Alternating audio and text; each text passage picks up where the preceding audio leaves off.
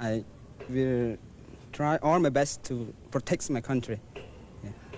Do you think there's a serious danger of attack from Vietnam or from Thailand? Yes, it's serious, but we cannot solve the problem. If the enemy invade our country, we have to fight against them. That's the only problem. So only the solution to solve the problem. How would you feel if your country was to be invaded by the Vietnamese or by the Thais? I think that if it happens so, well, our prince will help us as much as he can, and we too, the Cambodian people, make the greatest effort to defend our country. What's your view of the capitalist and communist systems, American and Chinese? Each system has got good qualities and bad ones, and we try when it's possible to take what is good. So communism is a bit idealistic, but it doesn't respect the individual personality of the person. As in the capitalists, they respect the freedom of each one, and our system, the Buddhist socialism, it just gathering a bit of the two and make it suitable for our country.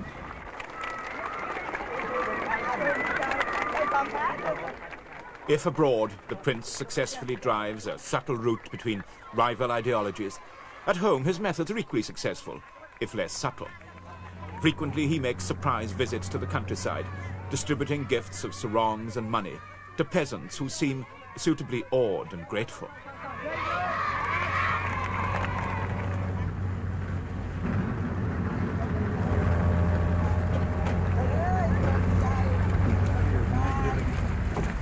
His political system he calls Buddhist socialism, a rather mystical and opaque creed. Under it, the rich are expected to care for the welfare of the poor, while the poor in turn are expected to care about the rich. The people thus, theoretically, walk hand in hand, in the prince's phrase. It's not a system likely to produce drastic change, a socialism of the spirit rather than the flesh.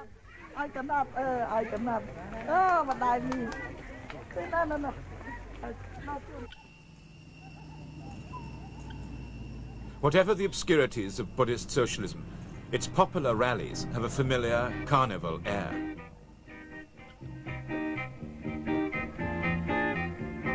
The student pop group warming up the crowd could belong in the Western world. The crowd had gathered nearly 2 hours before the prince arrived. At today's rally, he was presenting a new bulldozer to the people, and then going to join them in digging a new road.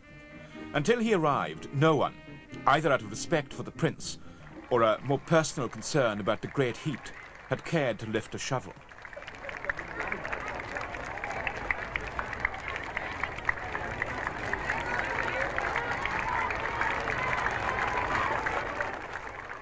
The prince and his government properly like to emphasize their efforts to modernize the country.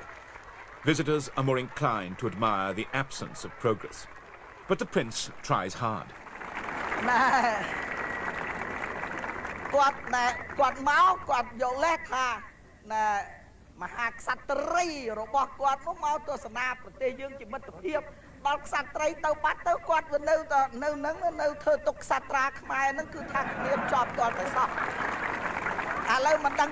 The prince's oratorical style is a successful blending of earnest exhortation and comic anecdote.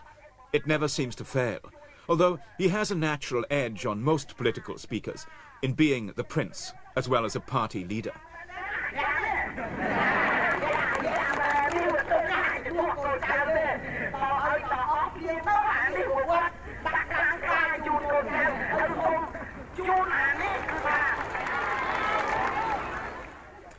As he sets off to work, the prince moves among his people with an almost total absence of guards, rare for a man so important to his country.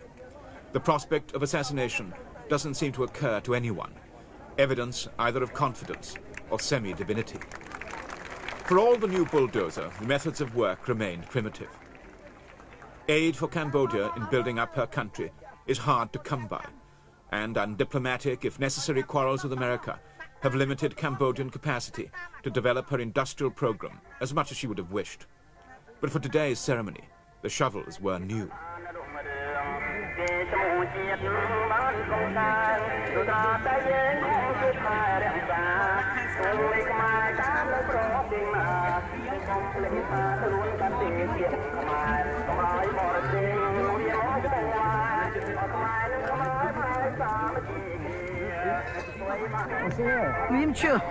Hello. Do you enjoy this work? Yes, I used to do that. Yes. You know, in this weather, it's very hot. Oh yes, but I am a son of the sun.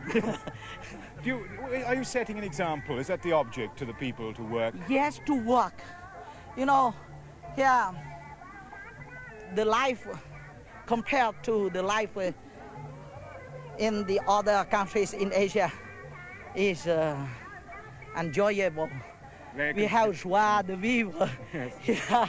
And my people in the past did not see well the interest of the national building up. And some foreigners said that we are a lazy people. So I try, you know, to set an example. Yes, I succeed. People are changing, you think? Yes, but we are not working like the communists. We are all voluntary, and we work when we want. Well, Senior, I've been watching your political style. You have a very popular style of speaking. Is it something you've learned from somebody, or is it something that Yes. is yours? As you can see, you know, we are one family, and they are always close to me. You make a lot of jokes. Yes, because here we like jokes, you know. Otherwise, we are not Cambodian. Is there any political leader you admired in the world? Who was there, or is there, that you admired? I admire de Gaulle. De Gaulle? Yes, because de Gaulle, you know, has liberated his country from the imperialism of Hitler. And after that, de Gaulle maintained the independence of France. We have almost the same ideals. We have not the same size, but we have the same ideals so far as the maintaining of the independence of the nation is concerned. And we prefer to be independent, even poor, than to be rich, but losing somewhat our national independence. Of Asian leaders, what about people like Sihanouk, for example? What is your view of him? I like very much my friend Sihanouk. He is a great orator, and he fought really the Dutch for the national independence. But after that, it seems that he spoke more than he worked. And I try to walk first, and I speak after walking. And there is no political leader who I admire. I repeat to you that I am not pro-communist, but it seems that Ho Chi Minh was worthy of admiration, and Mao Zedong and Chu Enlai also, but they are communists and I am not. So my favorite is de Gaulle. Yes. He is not Asian, unfortunately. How long can it be now before destruction and violent death move along the Mekong River and overwhelm this enchanted land? The people put their trust in their prince. There is little else they can do to guard against a future of warring ideologies and a hunger for land. The tragedy would be all the more poignant for the splendors of the Cambodian past and the gaieties of the present.